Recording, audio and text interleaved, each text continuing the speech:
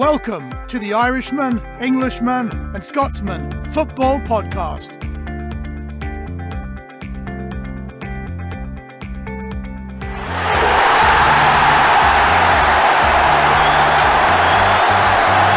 Delighted to be joined by former Danish international defender Jacob Laursen, who enjoyed a very successful spell at Derby County in the late 1990s and also had brief spells for the likes of Leicester and Wolves in England. How are you, Jacob? Thanks for joining us. I'm fine, thank you, and thank you for having me. Now, let's get straight into it on Derby. So I think you were 25 when you finally made it over to the Premier League after a couple of years of waiting. Can you just explain how the move came about? Yes, it actually went on for quite a while. Actually, Jim Smith, the manager, came to Silkeborg, where I played before Derby, in October the year before. And we had a good meeting there. He wanted to buy me, and we sort of agreed everything, and everything was, I was ready to go. But then Derby lost a few games, and he called us and said, like, listen, I need somebody with a bit more experience than you have. I mean, I've only played in Denmark.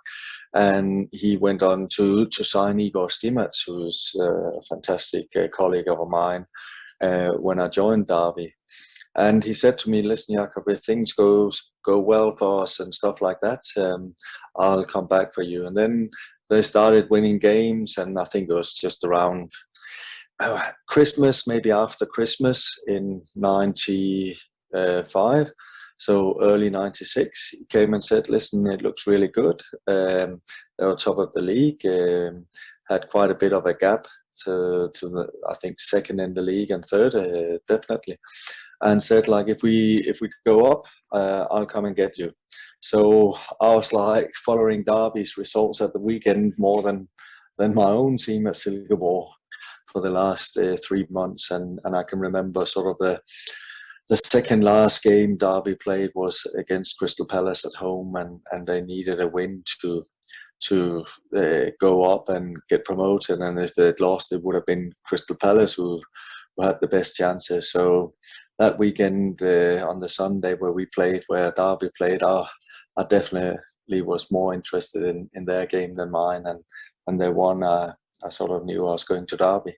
So it definitely worked out well in the end, because you ended up joining a Premier League side. Was it always a dream to play in the Premier League? You know, did you watch Premier League football when you were growing up? Yes, I mean, back in Denmark in the 80s when I was a kid, we could only watch the Premier League on a Saturday. They showed one match, 4 o'clock kickoff in Denmark, 3 o'clock in the UK. So I watched that nearly every Saturday in the winter months here when they had the rights to show that.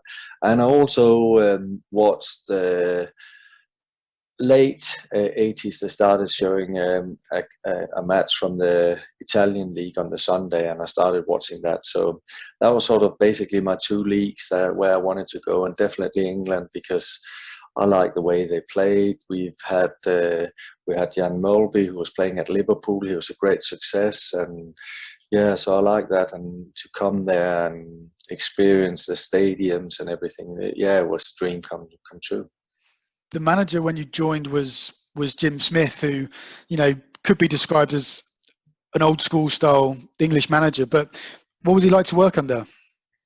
For me, very, very good. We had a very good relationship, a very good understanding. He knew that he only had to look at me if I made any mistakes, and I wouldn't hide. I would say, yes, it's my fault. And I think he appreciated that. And I worked hard.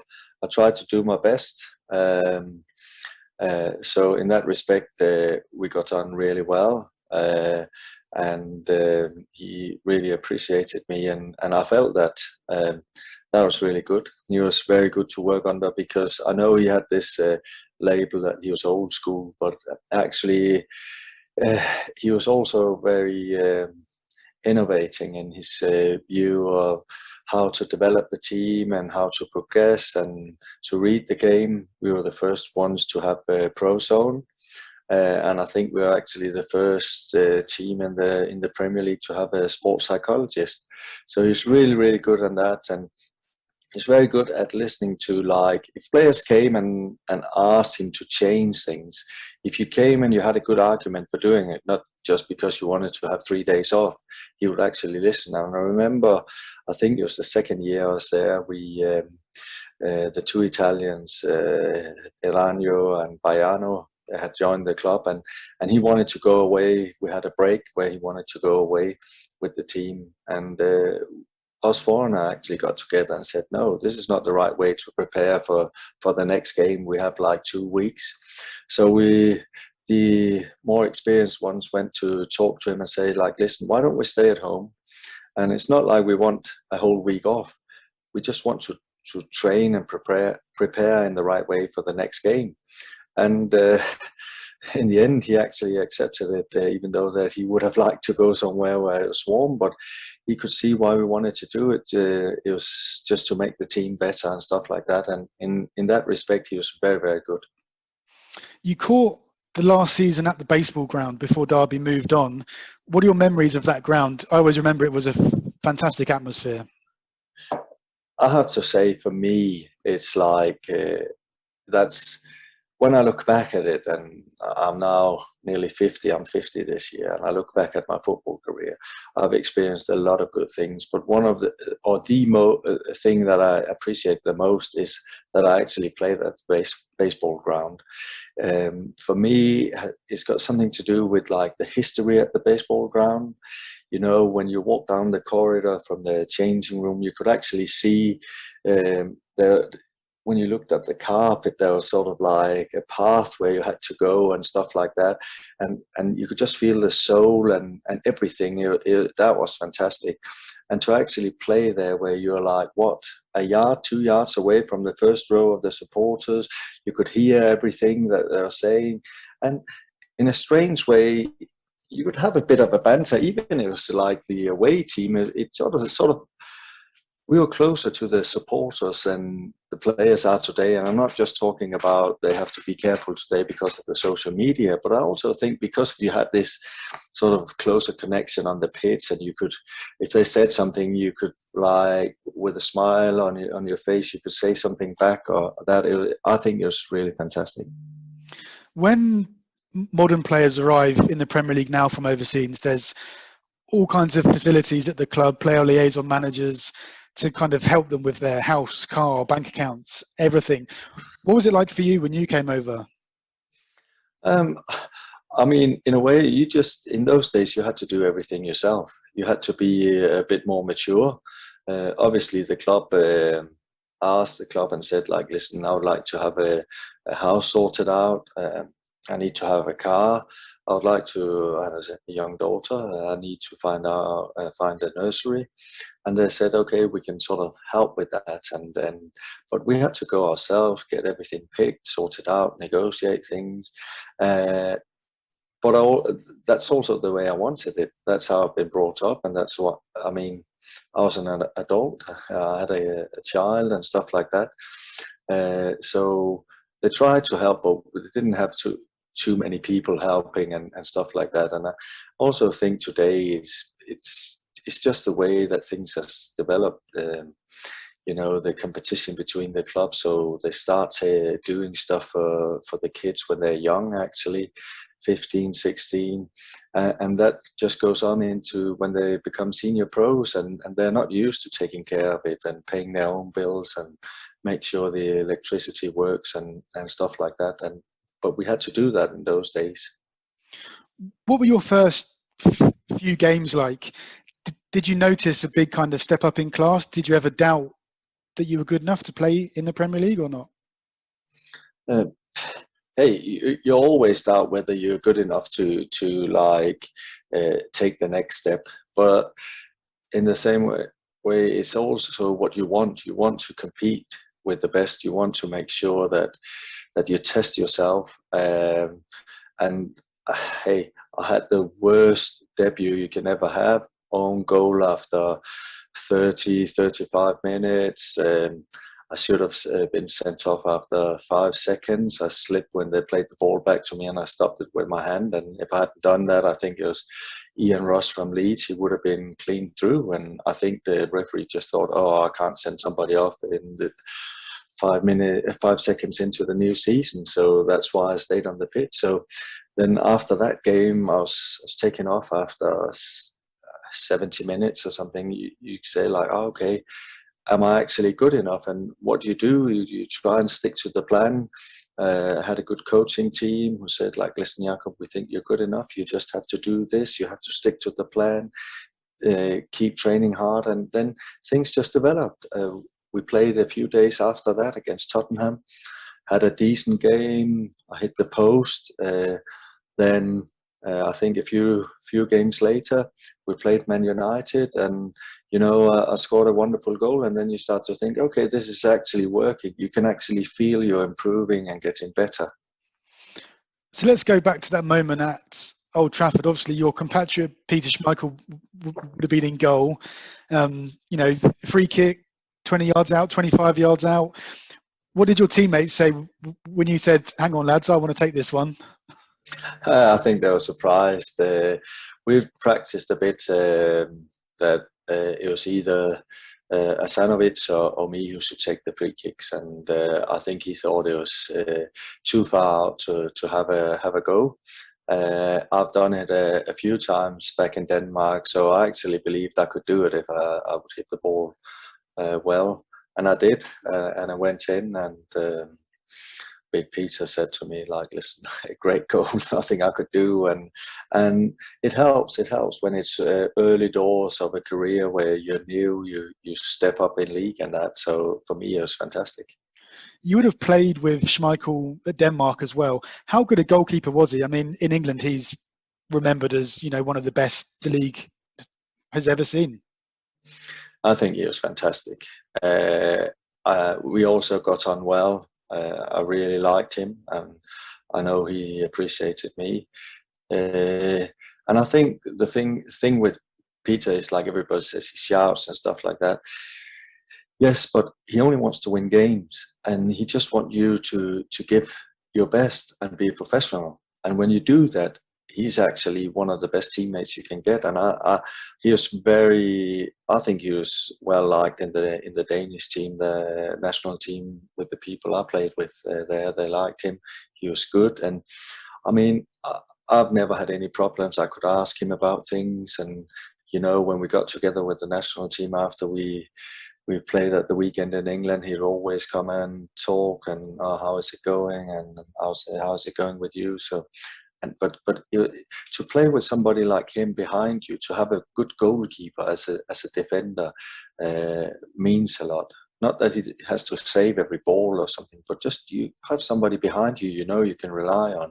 That really, really helps. Let's talk about some of the strikers who you would have had to defend against during that time, during that era. The likes of Alan Shearer, Eric Cantona, Dennis Bergkamp, Duncan Ferguson. Who gave you a really tough game? They all did, because when you play at this level, if you're not up to your game, they will just like roll over you. It's like they'll dominate you, but so you have to be ready every Saturday to play against these players. And you have to be aware of who you're playing against, because there are so many different style of strikers who you're playing against, and style of play. It's like you mentioned those players. You have Anelka, who was there as well for a short time, Quick, Michael Owen. But you also had the likes of Wimbledon, where you played against big, strong strikers like Kuku and Gale, and so for me, that was probably the best part of being in England, is like always having to compete against top strikers who knew the game, who was different from week in, week out. It was difficult. And also for me, because sometimes I had to man mark players and stuff like that. I know it's a bit boring and you don't do that nowadays, but try to play against Juninho, Zola, and players like that. you actually appreciate how good they are. Even if you have a good game, it's not all about that. You can still have a lot of respect for great players. I remember one of the best games I've had is when we played against Spurs and I played against Jürgen Klinsmann. But after the game, you just come in and you sit there and you think, what a great player. I've had one of my best games. He never touched the ball, but the way he could play, and even in games like that, he would move you around, so he made his teammates better. And that, hey, nowadays when I sit and look back at it, that brings a smile back on my face. And you also played with some really, really good players as well. Can you just talk about some of your teammates? There was obviously Paolo Wanchop, Dean Sturridge, Igor Stimac. What were they like to play alongside? Yeah, I think I was fortunate to play with some really, really good players at Derby. And you mentioned the first season we had like the two Croatians, Igor, and I think especially Asanovic. I mean, at that point, I've played with Michael Laudrup in the national team, who's a world-class player, but Asanovic was the same. He was always, just give the ball to me. Don't worry about if I've got 3 men behind me. I'll take care of it. You guys just run. And you could just give him the ball. He would never panic. It's fantastic to play with players who would never hide. We had up front Dean Sturridge. I think he would have had an even greater career if he hadn't had that many injuries, hamstring injuries, because every time he was getting to his peak, he pulled his hamstring. He was fantastic, strong. His pace was unbelievable. But I also think what was the best thing is like the manager actually picked a lot of players who fitted into different positions and to make a good team and how to make a good team.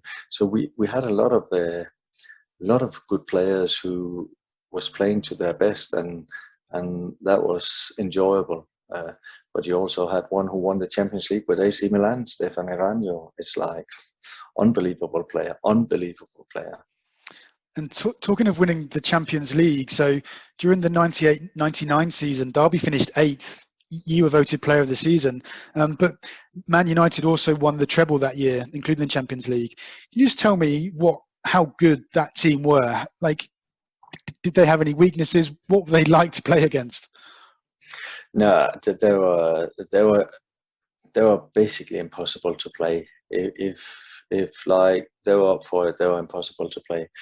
I think it was that season where we played them at home at Pride Park, and we were 2-0 up at half time, and we played really, really well, and we were pleased at half time. Things were going our way, and I don't know what the Sir Alex Ferguson told them or did to them at half time, or if he even did anything. But when they came out for the second half, we never touched the ball.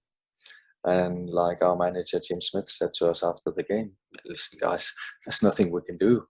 We're just cones in the second half. They were unbelievable, and they were so good because it was not just 11 players. They had maybe 14, 15, 16 really, really good players, and they also had a great team.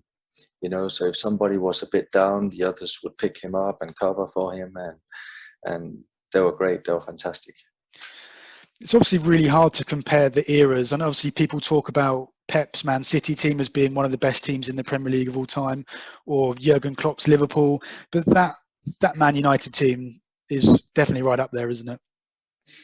Definitely. I think it's always difficult to compare teams if they're not from the same era, because football today is very different from when we played. I'll say a lot of the players who are playing today, they wouldn't have survived in those days. But at the same, I'll say a lot of the players playing in those days and being the great players would find it difficult today because it's a different game. So yes, Man United in that era was the best team probably in the world if you look at it over a period of 4 or 5 years. So I think, and it's the same with players. If you start to comparing, is Maradona better than Messi and Ronaldo and stuff like that?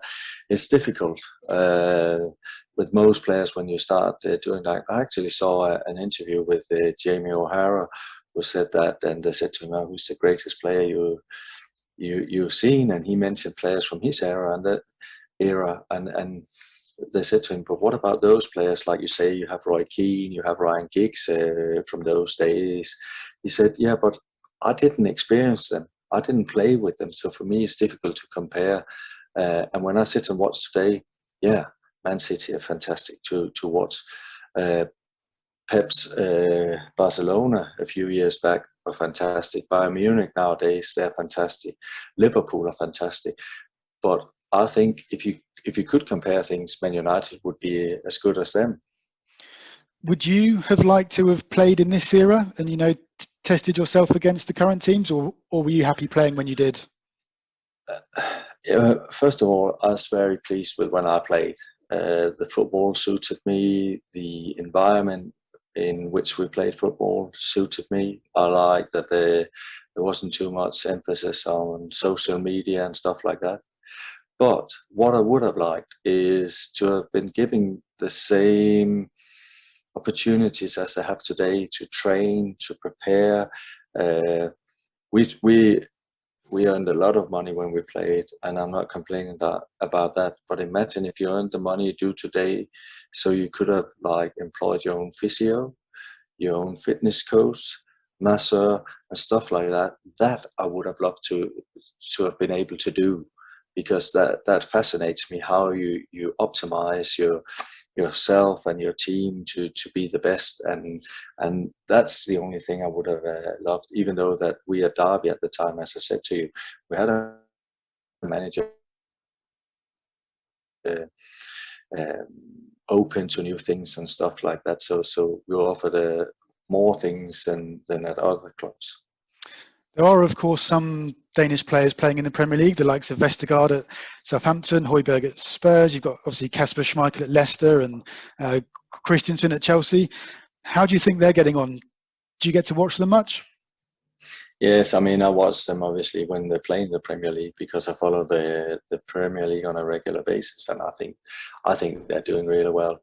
What you have to remember is, Denmark is a small country, and to develop so many, I think, really, really good footballers.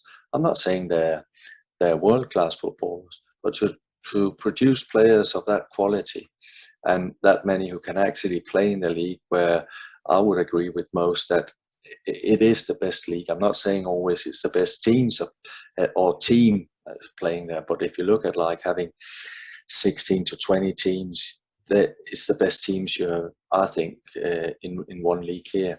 And for Denmark to have so many players there, I think they're doing fantastically.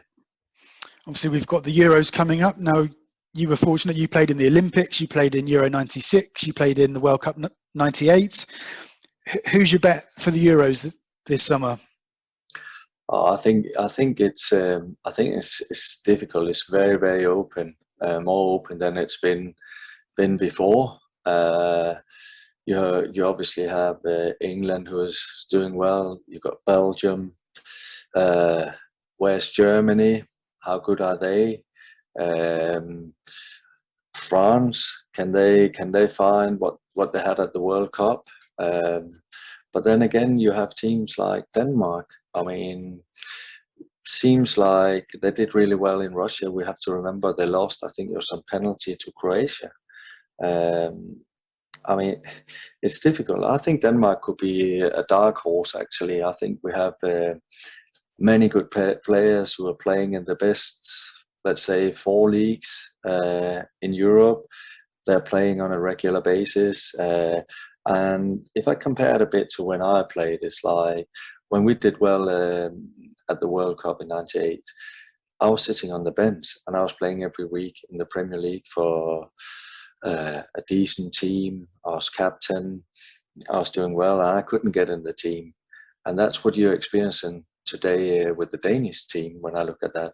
And that helps for competition, and you have to be on the ball every time you play, so to say.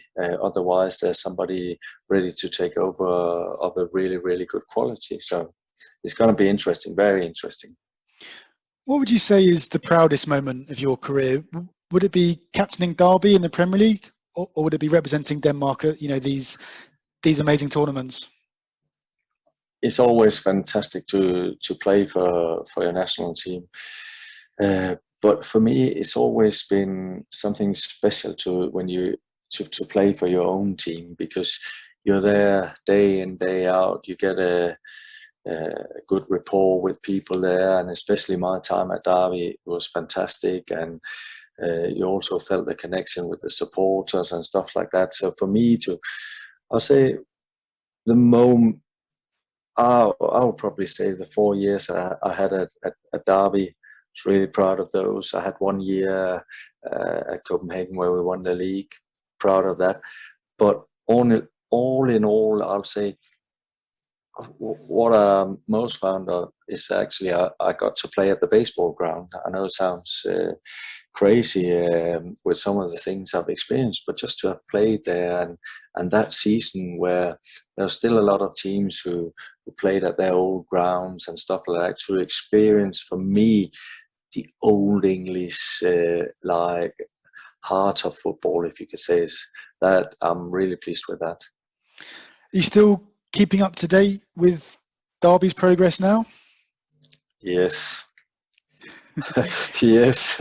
I think they're trying to do what they can. It's always difficult, and when there's a lot of talk about somebody taking over and the owners want to sell the club, it's going to be a difficult season. It's always going to be difficult, and I know we've been in the Championship many years now, and we've been so close for quite a few years with Steve McLaren and I think Gary Rowett and then Frank Lampard, really close to getting back into the Premier League. And then you get to the point where what's happening now, and it seems like it always takes a bit of a dip, and then somebody comes and they might want to buy the club, and there's a lot of turmoil and talk and a lot of, because what's important for a club and for a team and for a football player is actually to have a plan and stick to the plan. And if you get like swayed a bit and the focus goes somewhere else, and there's a lot of your energy who's spent on doing something else than focusing on the plan, I think you're going to have a difficult season, and that's what they're experiencing at the moment at Derby. And it's going to be interesting to see on Saturday against Birmingham. Now, in massive contrast, I know you didn't spend anywhere near as much time at Leicester, but they obviously won the league a few years ago. They're in the top 4. They're in the FA Cup final. They're having a remarkable time, aren't they? They are.